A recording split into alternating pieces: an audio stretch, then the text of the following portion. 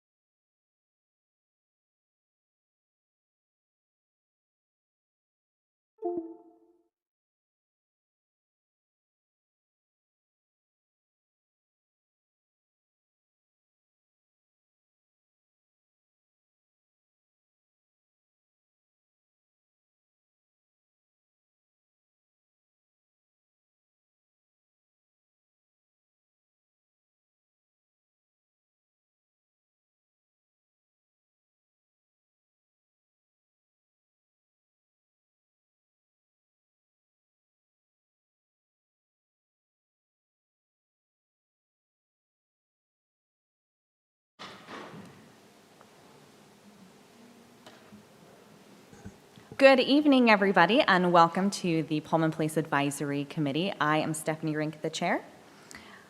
Let's start with roll call. David Macon. Isabella Macon, Pullman High School representative. Greg Watt, at-large. Eric Casal, business representative. Angie Center, WSU faculty staff. Barbara Hammond, College Hill representative. Nathan Dean, parent of a Pullman school child. Carolyn Bookie, substitute multicultural. Gary Jenkins, Pullman Police Chief. Darby Baldwin, Police Administrative Assistant. Wonderful. Welcome, everyone. I'm so glad to see you this evening. So the next item up for business is our approval of minutes from March 14th and April 11th. So for March 14th, do we have any comments, questions, edits from anybody? I move approval. I'll second that. All in favor? Aye. Any opposed? Great, motion passes. I'll please note I'm abstaining. I've missed a few meetings, so thank you. Thank you. And April 11th meeting, any edits, comments, questions, revisions?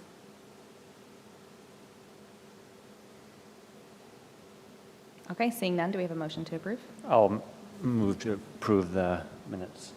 Second. All in favor? Aye. Any opposed? Craig Watt will abstain again for the same reasons. Great, thank you. All right, well, we have this wonderful special presentation by our prosecutor, Dennis Tracy. Welcome. We are so glad to have you this evening. Thank you for that very generous introduction. I hope I live up to it. If I forget, I brought some cards for my contact information. Anybody that has questions afterward, feel free anytime. That's one of my big messages that I want to convey this evening is if you have any questions about what's going on at the prosecutor's office, please reach out. And I am trying to do more reaching out from my end so that maybe I can answer your questions even before you ask them. But if not, feel free.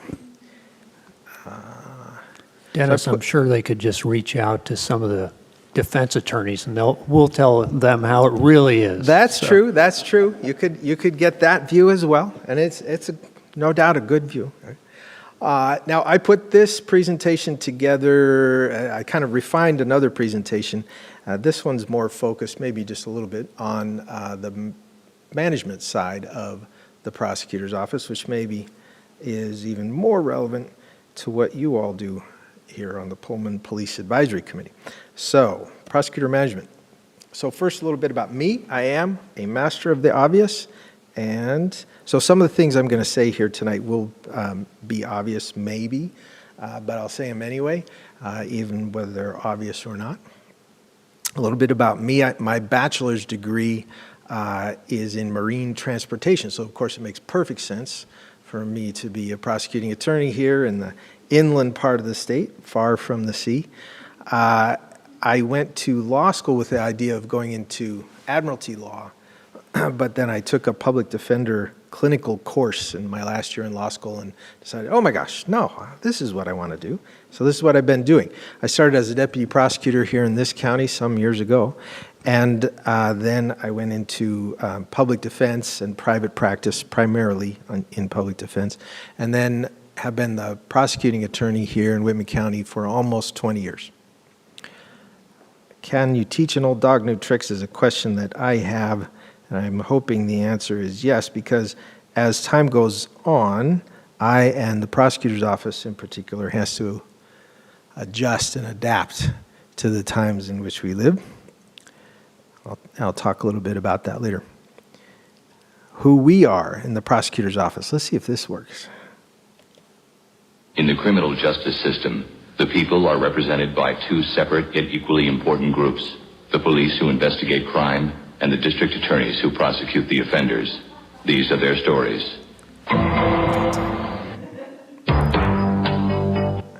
Okay. I'm particularly proud of that just technologically because that sound got inserted into this presentation and I successfully played it. So here's something obvious that you know already, but we are a county of about 50,000 people now. Three primary, I think, areas are rural agriculture, manufacturing and tech, and WSU. The prosecutor's office, in this state, by the way, we call it the prosecutor's office rather than the district attorney's office. It's just a synonym. Other states call it district attorney's office. We're 9 to 10 professionals, and now, as of about a month ago or so, I'm going to update this slide to say 9. We've reduced in size just a little bit. 5 attorneys and 4 support staff. What we do, first of all, I think it's important to keep in mind the goals of the office, and the goals of the office are public safety. That is the #1 goal of my office. I try to accomplish that or focus on a number of areas there. Assisting victims of crime, even though we are not the victim's particular lawyer, we do our best to assist the victims. We try to seek punishment for the offenders, hold them accountable, and we try to prevent crime as well. If we're just going after the criminals after the fact, we're not doing everything that we can do, and we're not doing a good enough job. So we try to take a look at crime prevention as well. In addition, we're the civil lawyer for the county. The county is a mid-sized corporation of about 200 employees.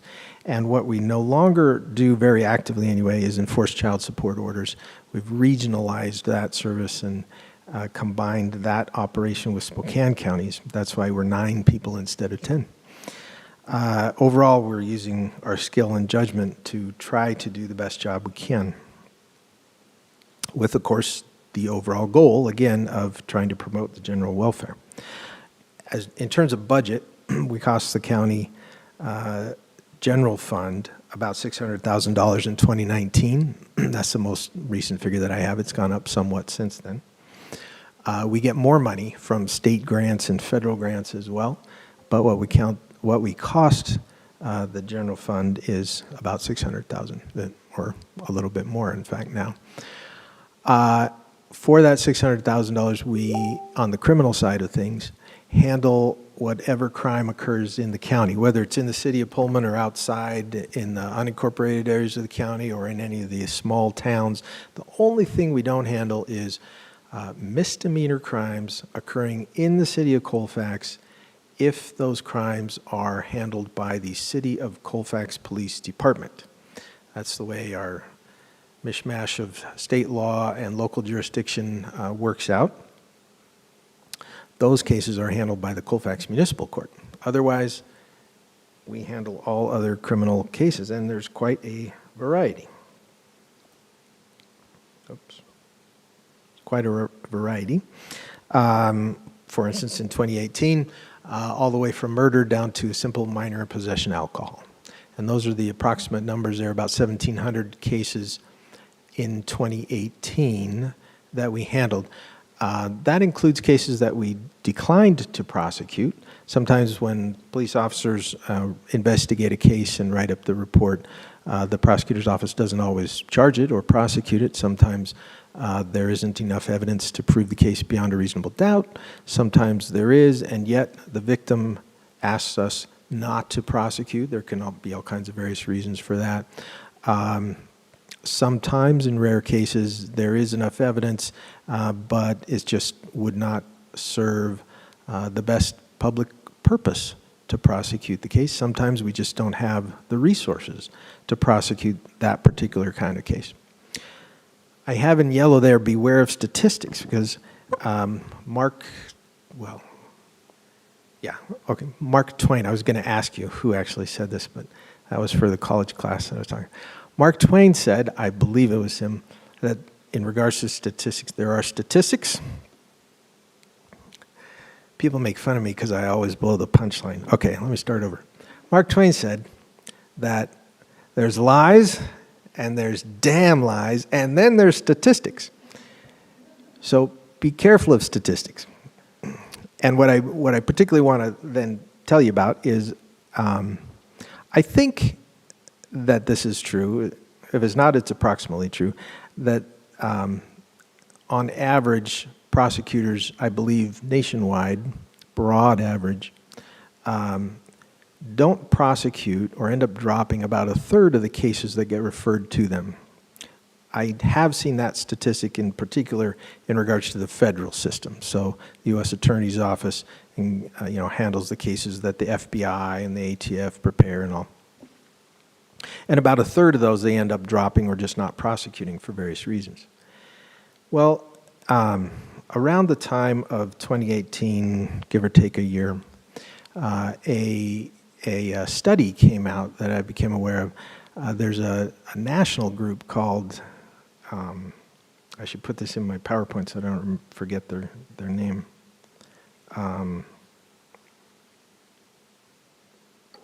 Anyway, there's a national group that has taken on a job and tries to specialize in organizing statistics about and around the criminal justice system in as many jurisdictions around the country as they can do. And they focused on Washington State a number of years ago. And so they gathered and collated as many statistics as they could. Measures for Justice, there it is. And you can see on their website, you can click on any state that you're interested in, and if they have gathered the stats, then you can pull them up. Anyway, a number of years ago, they published stats regarding Whitman County in that regard. And according to this study, they looked at a 4 or 5 year period of time in the early 2010s, and they had determined that in Whitman County, approximately 80% of the cases were being dismissed without convictions. And so about 20% of the cases were being resolved through the courts to a final conviction. I looked at that statistics and fell out of my chair and got up from the ground and said, what? Well, what are we doing? Why are we dropping 80% of the cases that we bring to court? If we're going to bring a case to court, we don't want to just turn around and drop them all. And so I checked in with Measures for Justice. Hey, call them up. What's going on? That seems like a pretty hard to believe number. Are you sure about that? Oh, yes, we're sure. Well, what did you look at? Well, we got statistics from AOC, the Administrative Office of the Courts from Washington State, and that's what it showed. Huh, darn it. Well, okay. Can I see those statistics, please? Because really, I don't think that they're accurate. Well, actually, no, you can't. First, the answer was yes, we can do that, but we'll have to check with AOC. Let us do a quick check. They checked with AOC. They called me back and said, you know what? We can't give that to you because we signed a contract with AOC in order to get the data. We promised not to share it, not to make it public. And in fact, now we're going to have to destroy the data because we've resolved our investigation here. What?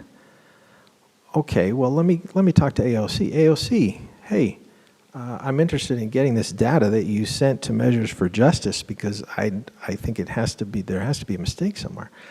And AOC says, you know what, we have that data, and we can share it with you. Well, terrific, send it on over. Well, but you have to sign this contract, please, first, or we won't share it with you. Your contract has to be that you will not share it with the public. Well, I'm not signing that contract. The whole purpose of me checking on this data is I am going to share it with the public. That's what's going on here. Well, sorry, then we can't give it to you. Okay, so I'm left with the statistics that I know is wrong.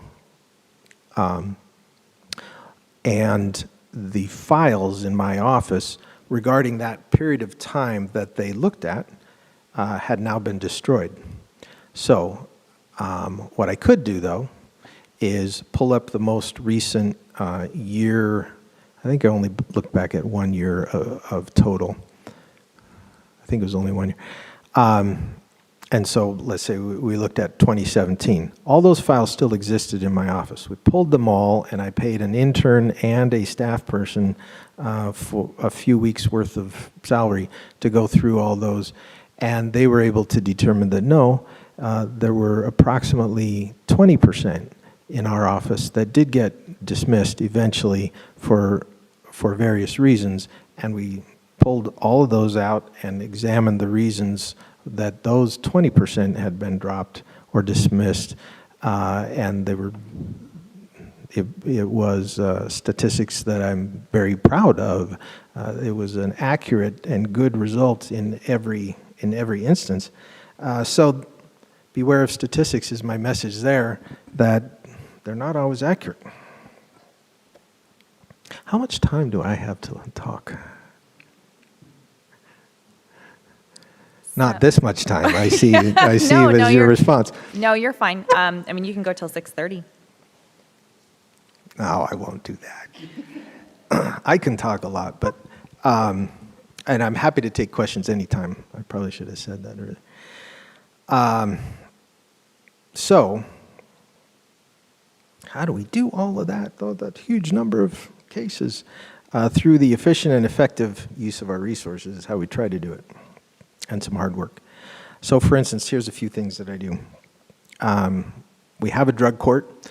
We're not inventing something new by having that. But it does end up being an effective tool in not only reducing future crime. Here's where some of the crime fighting that we do, trying to prevent crime by actively trying to coerce people who have a severe drug addiction to turn their life around and not, or rather to get off of the treadmill of committed crime in order to get the money to get the drug, and then eventually get caught and then get released to go commit a crime to get the money to get the drug. So we try to interrupt that with the drug court. It does not actually cost us the way we operate that, anything in local tax dollars as far as the court system goes. The treatment costs money, and the state picks up that tab to an extent. We've had about a 50, just a little bit better than 50% success rate as far as people successfully completing the program. And if they complete it successfully, they get their felony charge dismissed. And hopefully we get a productive member of society out of that. On the other end of the seriousness spectrum from the felony drug court is a diversion program for first offense, minor possession of alcohol or minor in possession of marijuana. The officers of the police department arrest a young person, and believe it or not, there are some of those young folks up on the campus area of Pullman, and instead of that person being prosecuted, the report comes to my office, and I offer the young person a chance to do the diversion program.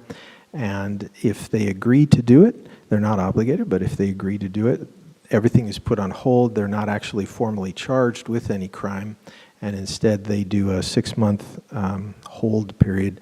They stay out of trouble. They do an alcohol drug information class. They pay $350, and they do 4 hours of community service. And they do all that, then they don't actually get charged with a crime, and they hopefully learn enough from that to not commit the same crime again.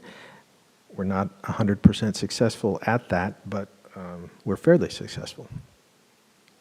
And by doing that, it not only intervenes in the young person's life and turns things around, hopefully, which is a huge gain, but it also channels then the resources of the local criminal justice court system towards what I think are more serious cases of DUI, theft, and assault. So rather than the resources that this MIP would be taking up, so there's no judge, there's no public defender, there's no clerk, there's no probation officer, there's a little bit of prosecutor time, but only a little bit. And instead, all those resources can be focused on more serious cases. I also use a law student intern from the University of Idaho to pay them very little and get very good work out of them. They get some good experience and a good reference for when they graduate. It's a win-win scenario, as they say. Resolving cases, I prioritize them. I have to prioritize them. I did some quick calculations, and even at the low end, where we have been with the pandemic, there's been a reduced number of cases, about 1,200 cases in a year. But if you look at the number of actual work days, even if there's no vacations or holidays, there's 260 work days in a year. We've only got 2 judges in 2 courtrooms, so that's, if we multiply that 260 work days in a year, 520 court days, even if every case were to be taken to trial, it's simply impossible. So we prioritize felonies over misdemeanors, crimes against a person like assault, over crime against property like theft or malicious mischief or vandalism. A repeat offender gets more attention than a first offender, more resources directed at them. And in district court, DUI, theft, and assault is the priority. So that sounds great. I think it sounds great anyway. Some other, I can talk a little bit about management issues also in the prosecutor's office.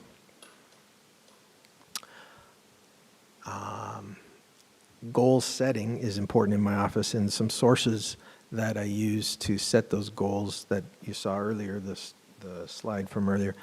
The legislature gives some direction to prosecutors, courts do as well, and the public does and can. And any input that you all have, I would be especially interested in hearing, either about particular cases or about classes of cases. You should feel free to give your input on setting these goals. Money is a big issue for a prosecutor's office.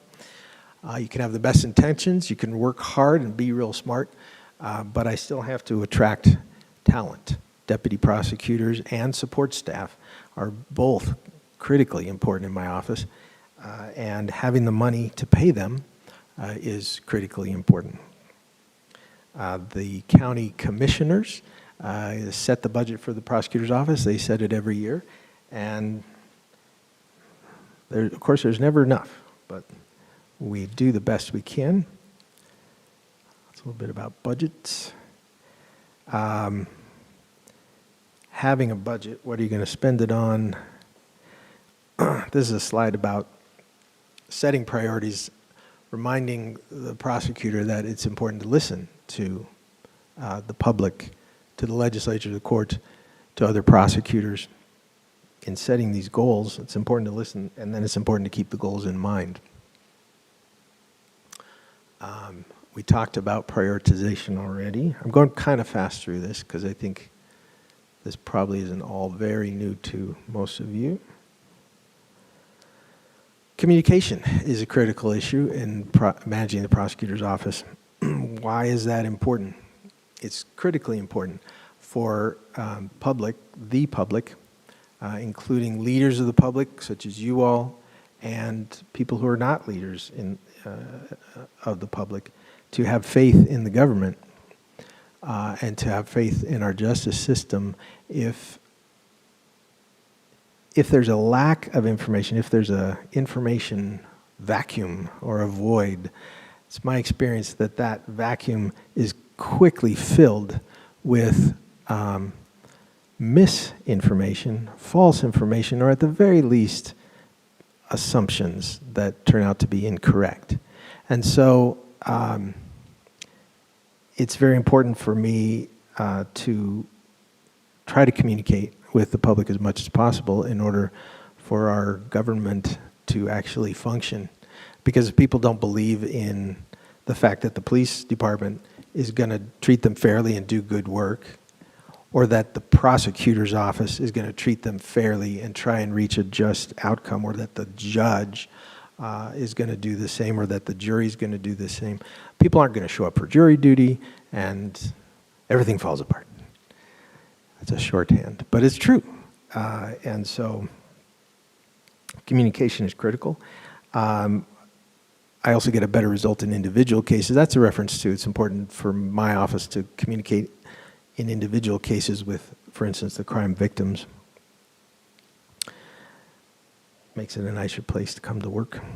I want to, since I mentioned the police department, and I intended to start with this, since it wasn't in my PowerPoint, I neglected to. I want to thank Chief Jenkins for the opportunity to come and talk to you, and I want to compliment the Pullman Police Department and say how happy I am to live in Pullman, which is a place that has a police department that is extremely professional, very hardworking, and very fair towards all the members of the public. And I can report that to you directly because I see a lot of their work product.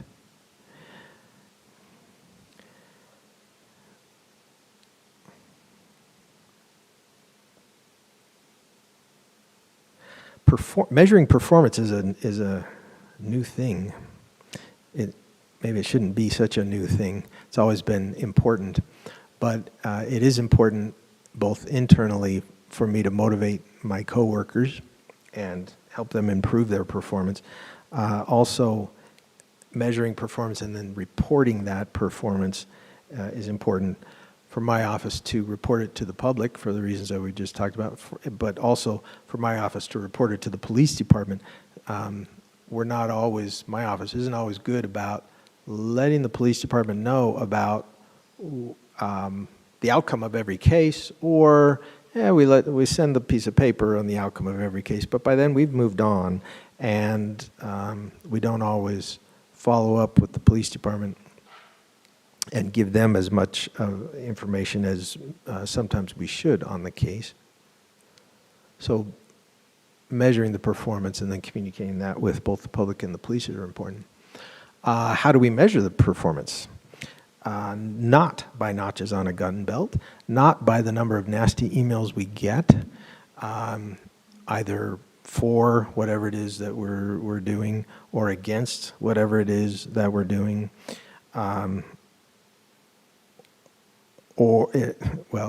do we measure it by statistics? Highlighted in yellow because beware of statistics. Sometimes, yeah, sure, you can measure it by statistics, but be careful with those.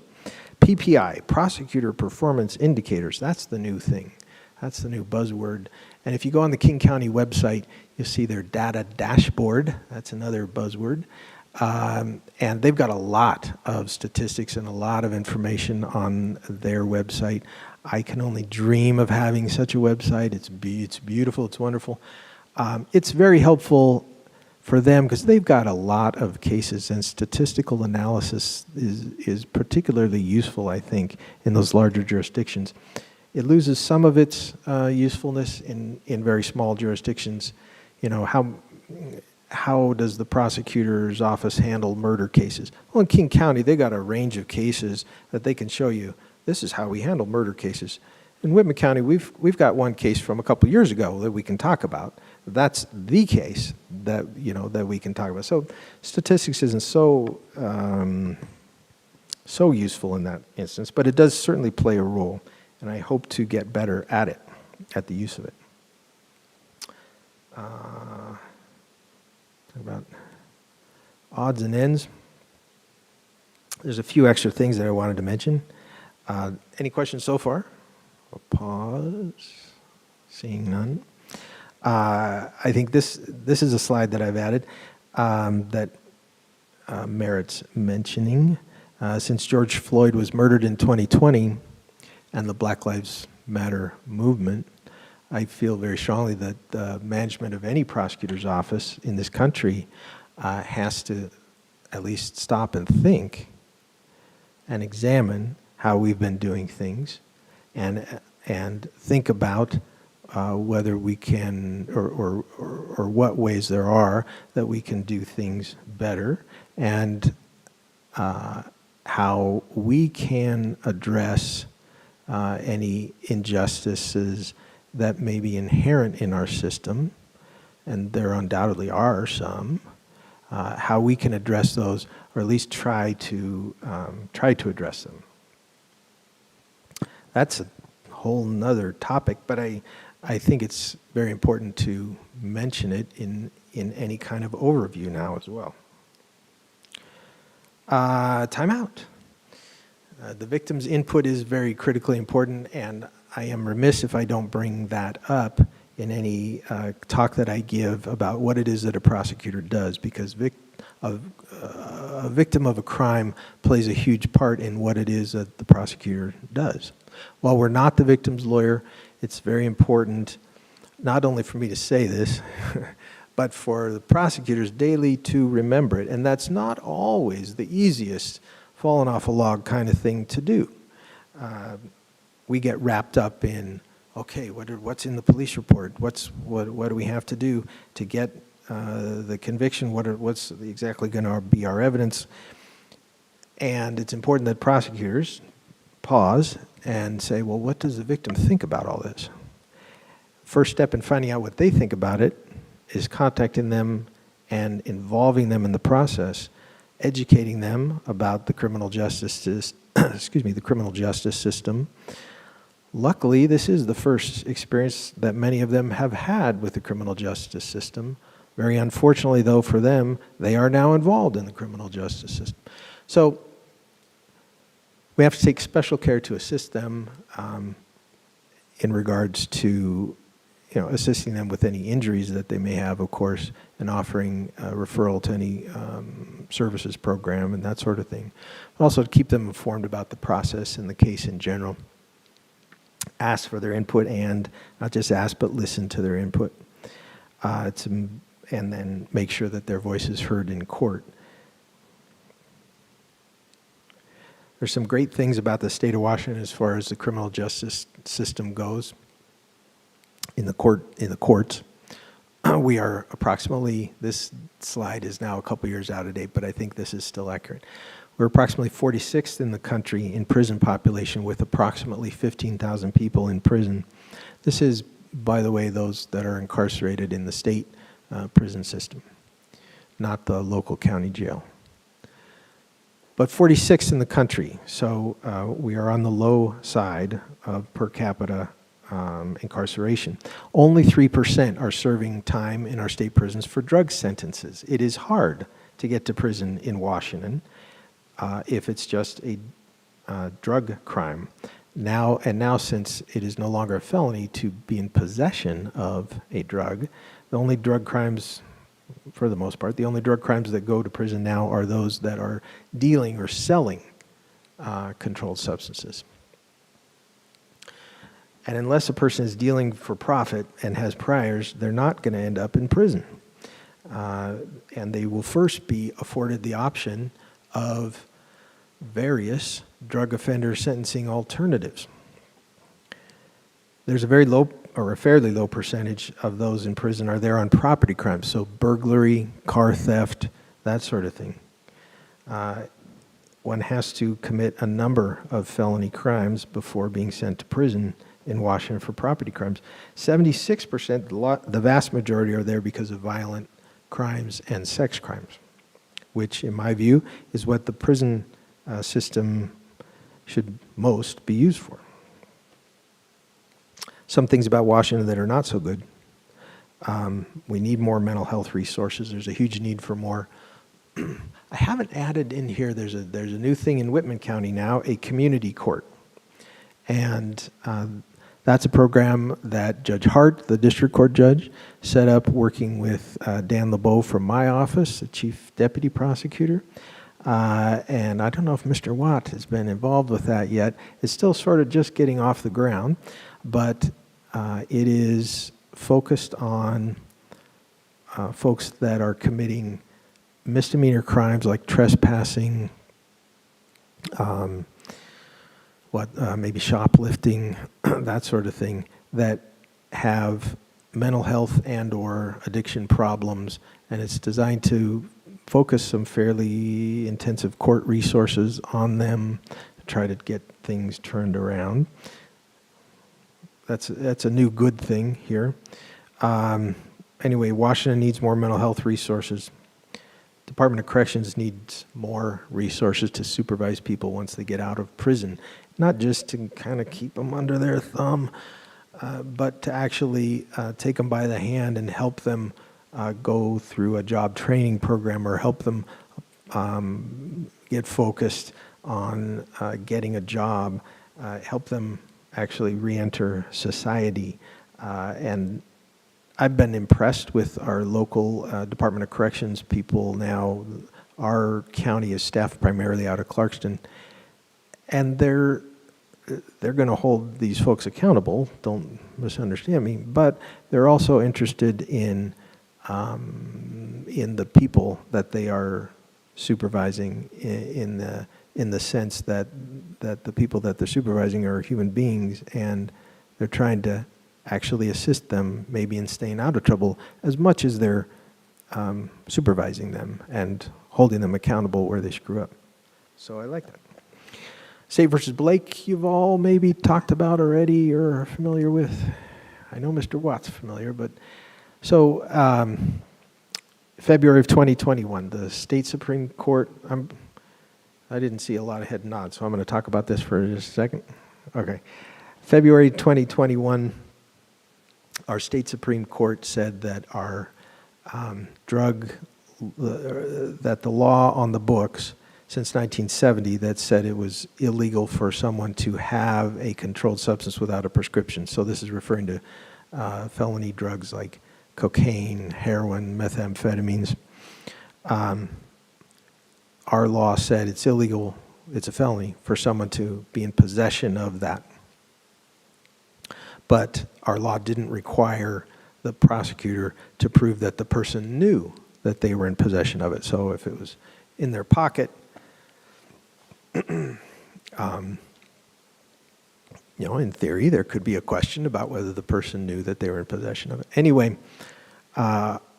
State versus Blake, in that case, our Supreme Court decided that, the prosecutor really, constitutionally, they should have to prove that the person knows that they're in possession of it. So a law that makes it a crime and doesn't require the prosecutor to prove that the person knew about it, that law is unconstitutional. And so they struck that law, and the effect of that ruling was retroactive. So since it was enacted in 1970, all the prior convictions of possession of cocaine, crack, meth, heroin, etc., all those prior convictions up till the date of that case were invalidated or are invalid. There's work to be done by by prosecutors and defense attorneys and judges around the state to go back and actually do all the paperwork to vacate all these convictions. That's being done. All the fines that people paid over the years all have to be refunded to the people that paid them. That's being done, and the state is picking up that tab. So that's what the effect was, kind of looking backwards. Looking forwards, the legislature made it a misdemeanor. And so now it is a misdemeanor to possess any amount of a drug. It's still a felony to sell it or to deliver it, but it's a misdemeanor to possess it now. And not only is it a misdemeanor to possess it, but for the first 2 arrests, the person cannot be prosecuted. They cannot be booked into jail. They have to be handed a piece of paper saying, please go get some treatment.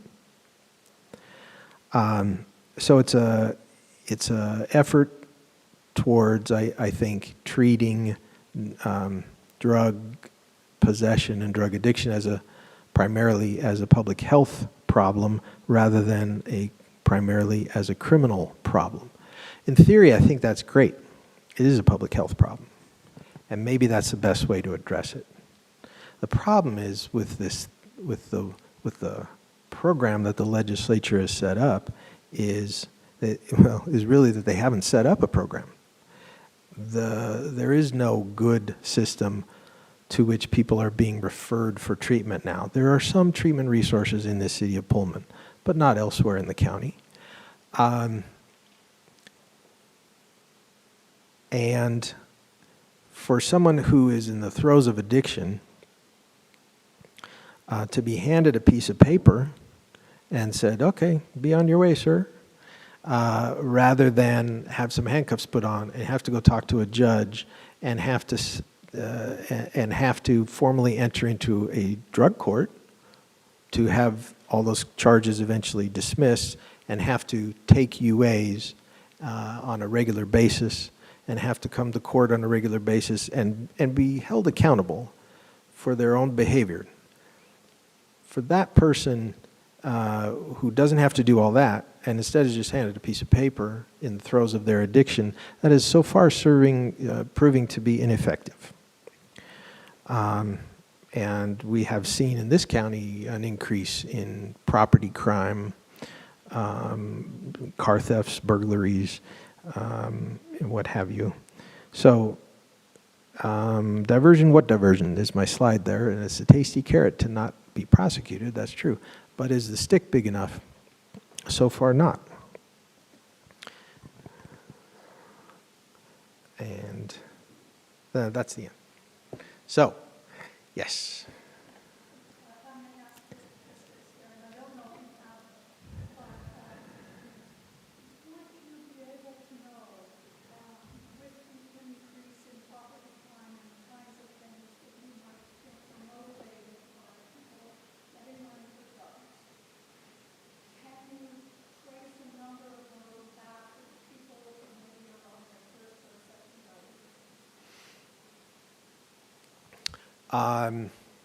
Well, part of the problem also, or another problem, is that there's no statewide system to keep track of who's gotten us one of those pieces of paper. We keep track of them for the folks in the county. So if they are sticking around, then yes, we are aware of them. And this has been this law has been in effect now for about 1 year, and we've brought charges in either 1 or 2 cases that we have then come across a person on their 3rd offense. Other than that, I know I'm not directly answering your question, but I don't have a good answer for you because there isn't a good system to keep track of all that. The big increase that I'm thinking of anyway in crime is a spike in people that we're seeing coming down from Spokane or up from the valley, sometimes coming here from the Tri-Cities, coming here as a place to commit a crime. They have no connection to Whitman County other than as a place to come commit a crime.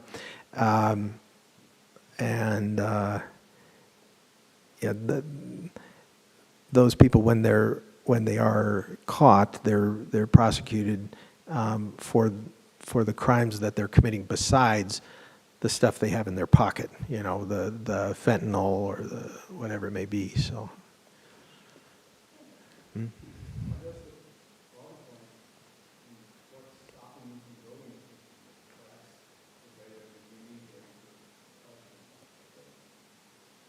Which is a very fair point. Why not build that system like a statewide?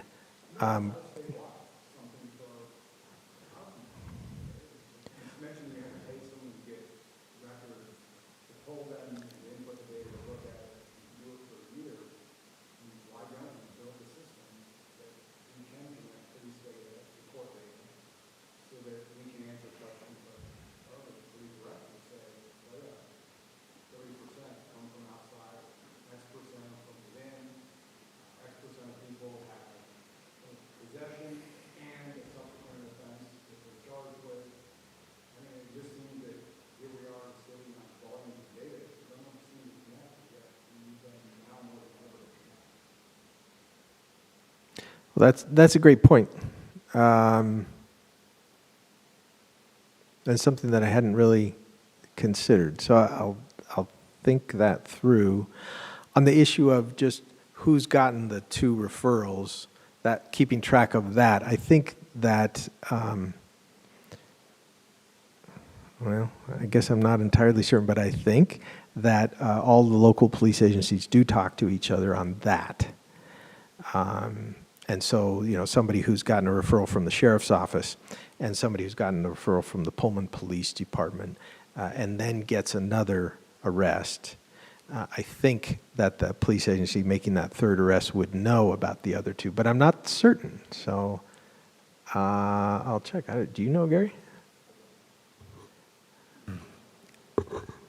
The state did provide the statewide sector traffic system as a resource to be able to track the referrals. Now, how widely that's being used, I couldn't say, but that's something that our agency has decided to use. Okay. So you're inputting that into sector. Okay.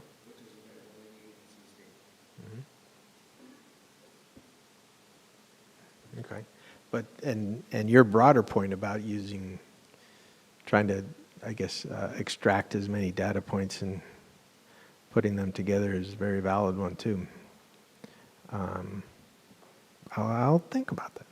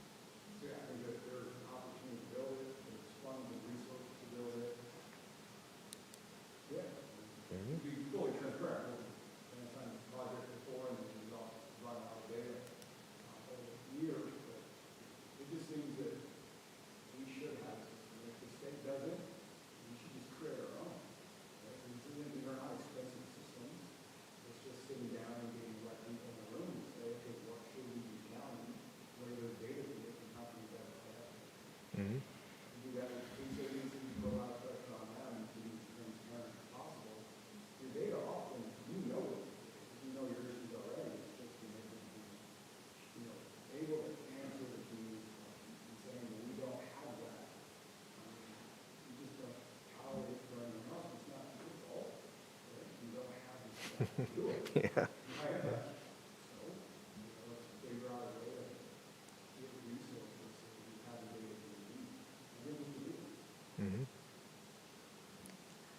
So are there any other questions or comments? Yes. Not much of a question, but I just really wanted to say thank you for like taking your time and like talking about this. Like your presentation was very interesting to me because I want to be a prosecutor when I grow up. So Good. Yeah. So thank you so much for this information. It was my pleasure. This sort of information should be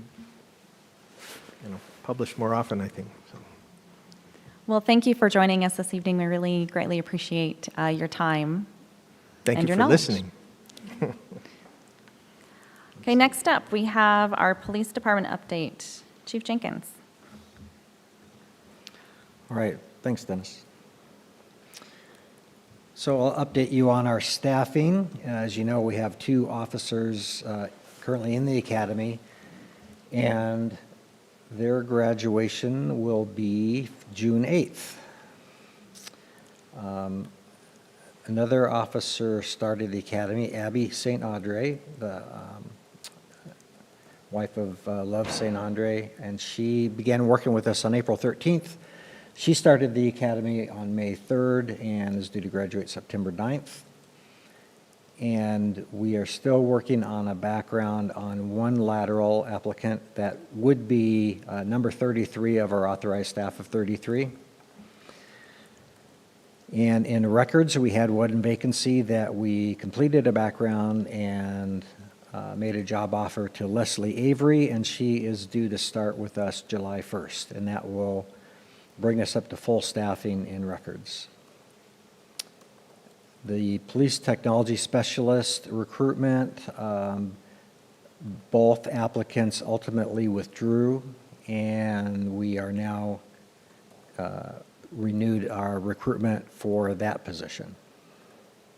And that is open until filled. We just completed the Citizens Academy in April, and we solicited, we put together a survey and solicited feedback from the attendees, and we received overwhelmingly positive remarks. And in fact, I think it'd be worthwhile. Did I send this group out the results of that survey? So why don't we send out that survey results to the Police Advisory Committee?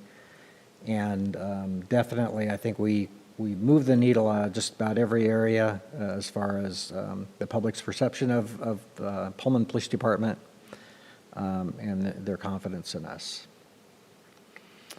And also, we received some very constructive suggestions for making some improvements. And what we've received so far from the shortened version, well, we did a shortened version and then an initial kind of a VIP type of Citizen Academy, and then we just had our most recent class. I think we always hear that we need to provide, or they would like to see more information and some subjects covered more thoroughly, but they don't want it to be as long. So that's a tough order to fill.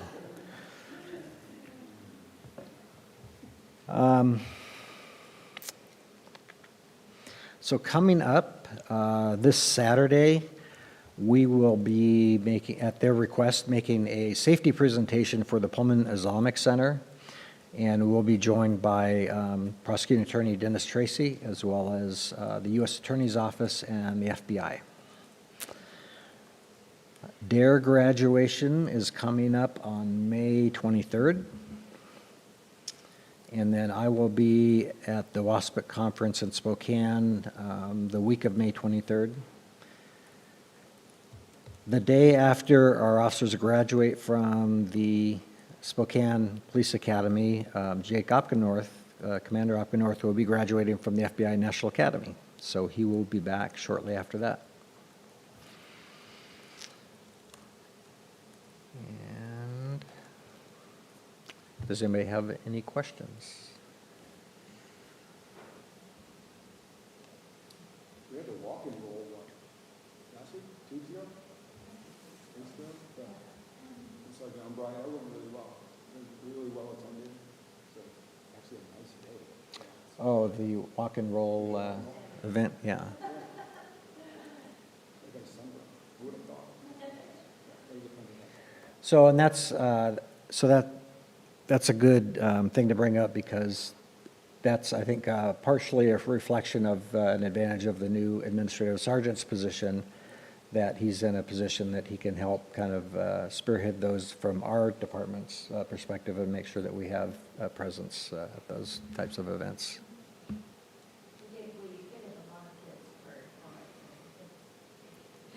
It was nice to be like that. Very excited about the weekend. Yeah. Great, thank you for that wonderful update, Chief. All right, we will go to our constituencies poll. You already know what's happening. Let me just, okay. So Saturday is prom. I'm going like in a weird order here, but trust me. So we have prom from 8:30 to 11 at Round Top. It's gonna be really fun. Today we have a PHS band concert, which I guess Gwen is at. Yeah, go like support Gwen. On Wednesday, we have a PHS orchestra concert. I highly recommend our orchestra. I was part of it for a long time, and they're so good. So, for seniors, we have a scholarship opportunity. It's the McParland Law Offices, and they're offering 5 scholarships for $500 each.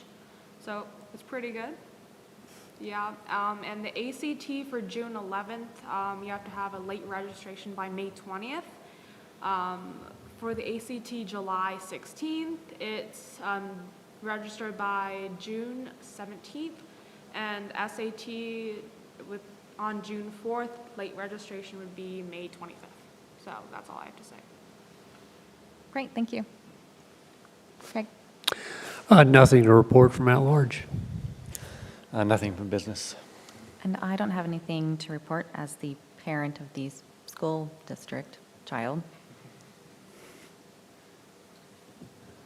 Okay, so from WSU, we had commencement on Saturday, so my sincere apologies to traffic, and if you tried to eat in a restaurant or visit Walmart the last few days. I was helping with the morning ceremony, and I was at the base of Stadium Way at 6:45, and I did not get into the Coliseum until 7:40. Thank you, Angie, for taking those duties over for me. You are so welcome. It was fun. So it was a beautiful ceremony. Everybody was back live and in person, and just so excited to be able to celebrate live with everyone. They are in the throes of move out right now, so if you live like in Pullman, again, sorry for the amount of U-Hauls and children that are moving around. So they're doing an exodus right now. Rocky is not able to be with us today. He has some work conflicts, but he did have one thing that he wanted to bring up, and he said, so many coworkers and friends have expressed their appreciation at how hard law enforcement worked to investigate and bring animal abuse charges to those involved in Ruckus. I know we've had similar cases in Albion, so I think that is something that's kind of on community's mind. This is the time of year when college students do have a tendency to abandon their pets as well, so maybe something just as a community to be on the lookout for if you see things roaming that don't look like they should be roaming. Probably get a hold of law enforcement. Thank you, Angie. Okay, and from College Hill, piggybacking on Angie's, the weekend was wonderful to be able to see people in their caps and gowns and with their parents and out taking pictures. It was the nicest the Hill's been for 3 years. Now, of course, they're gone now. And if you want to pick up old chairs or old tables or old dish racks, until Pullman Disposal does the wonderful job that they always do of picking up, our streets are very full of a lot of stuff.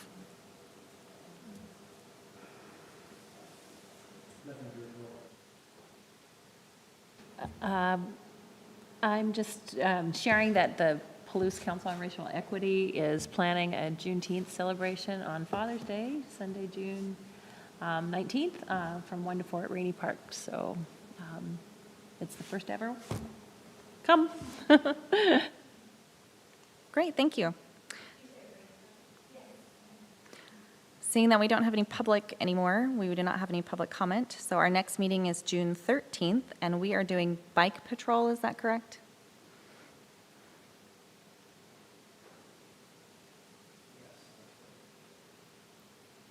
And who do we have? Do we have Officer Emerson?